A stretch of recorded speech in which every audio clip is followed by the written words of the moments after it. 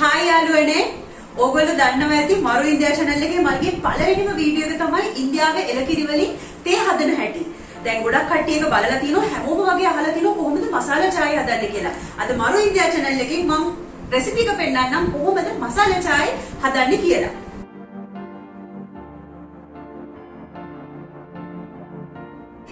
අපි කොහොමද ලංකාවේ තේ හදන්නේ? පිටි කිරි අරගෙන සීනි අරගෙන කරකවලා වතුර චුට්ටක් දාලා ඊට පස්සේ තේ වතුර දාලා ඉන්න ලොකු වැඩක් නේ.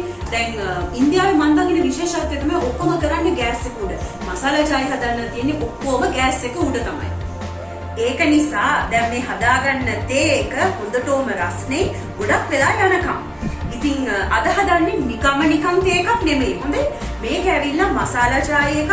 ඒකට දාලා තිනවා ගොඩාක් ස්පයිසස්. ඇත්තටම මේ කොරෝනා කාලේ මේ වගේ තේ එකක් හදාගෙන අනිවාර්යෙන් දවසට එක සැරයක්වත් බොන එක හොඳයි.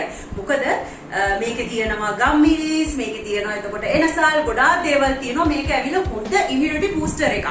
ඉතින් අපි ඉන්ග්‍රීඩියන්ට්ස් බලලා ඉක්මනට හදමු එහෙනම්. දැන් හවස් වරුවේ බොන්න. මසාලා චායි මසාලා හදන්න ඕනේ ඉන්ග්‍රීඩියන්ට්ස් තමයි මේ තියෙන්නේ. මම ලං කරලා පෙන්නන්නම් ඕගලන්ට. පළවෙනියෙන් තියෙන්නේ කොළ පාටට කරදමුංගු, ඊට පස්සේ එනසල් ඇට තියෙනවා බ්ලැක් කාඩමන්.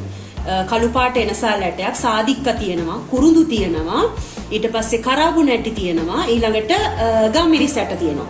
මේ තමයි මසාලා වර්ග වල, ඒ කියන්නේ මසාලා එක හදන්න ඕන ස්පයිසස්. ඊට අමතරව මම අරගෙන තියෙනවා තව ඉඟුරු කෑල්ලක්. ඉඟුරු පෙති ගහලා ඒක ෆ්‍රයි කරලා ගන්න ඕනේ. ඊට පස්සේ මේ මිංචි කොළ කිහිපයක්. ඊට අමතරව තියෙනවා කිරි වෙනම අරගෙන, සීනි තියෙනවා, ඊට පස්සේ තේ කොළ අරගෙන තියෙනවා. දැන් මම මේ පොඩි තාච්චියක් අරගෙන ඒකේ මම කබලේ බැද ගන්නවා. ගෑස් එක අඩු කරලා තියන්නේ මොකද නැත්තම් කළු වෙලා පිච්චිලා ගියාම ඒකේ තියෙන ස්පයිසස් වල තියෙන ගුණයක් නැති වෙනවා. කොහොම හරි මේ පළවෙනියෙන් දාගත්තේ දැන් කරදමුංගු ටික ඉස්සෙල්ලම කබලේ බැද ගන්න. විනාඩියක් විතර බැදගත්තාම ඇති. කරදමුංගු ටික දැන් රෝස්ට් කරගත්තා. එහෙනම් මම දැන් ඒක බ්ලෙන්ඩර් ජායකට දාගන්නවා. ඒක මේකෙම නිවෙන්න තියෙනවා.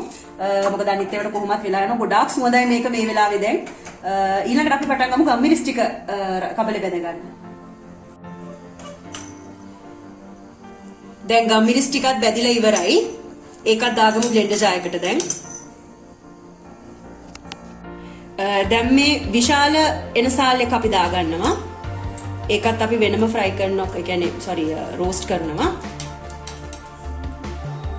ඇයි මේ ස්පයිසස් වෙනම කබලේ බෙදගන්නේ? ඒකටත් හේතුවක් තියෙනවා. මොකද දැන් සාදික්කා කබලේ බෙදගන්න යන වෙලාව නෙමෙයි කරදමුංගු බෙදගන්න යන වෙලාව. ඒක නිසා වෙනම කරාම වැඩිපුර පිච්චිලා යන්නේ. අර මසාලේකේ මොනවාද අරෝමා එක, ඒ කියන්නේ සුවඳ හැමම රැඳිලා තියෙනවා මේ මසාලේකේ. ඒක නිසා වෙනම ඕගොල්ලෝ කබලේ බෙදගන්න.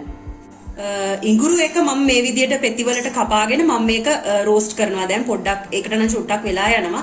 ඒ අතර මම මේ කියන්න හැදුවේ මම මේ සාදික්ක එකත් හොඳට මේ රෝස්ට් කරගෙන තියෙන කබලේ බැදගත්තා. සාදික්ක වැඩිපුර දැම්මහම ටිකක් නිදිමත එනවා කියලා තියෙනවා. ඒක නිසා භාගයයි අපි මේ මසාලයකට දාගන්නේ.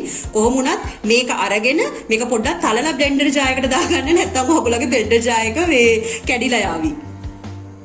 දැන් ඉඟුරු ටික හොඳට ඩ්‍රයි රෝස්ට් වෙලා තියෙන්නේ. ඔයගලන්ට පේනවා ඇති මේකේ පොඩ්ඩක්වත් තෙතමනයක් නැහැ. මේක රෙඩි. දැන් මේකත් දාගමු අපි බ්ලෙන්ඩර් ජායකට.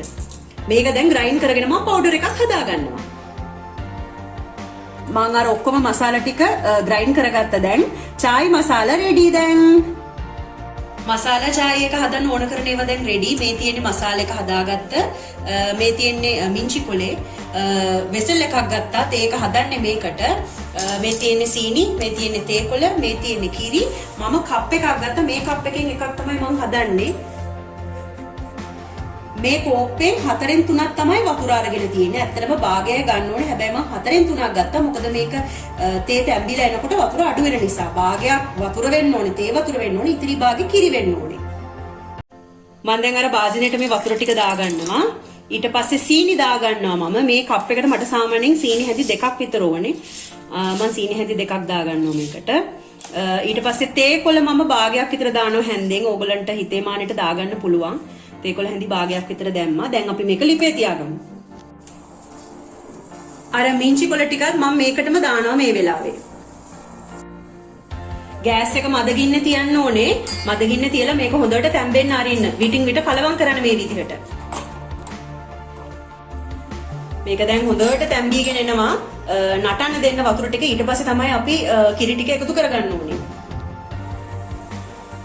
දැන් තේක නටාගෙන එනවා. සාමාන්‍ය විනාඩි 3ක් 4ක් විතර තියෙනකොට මේ විදිහට නටාගෙන එනකොට මෙන්න මේ වෙලාවට මම කිරි ටික දානවා.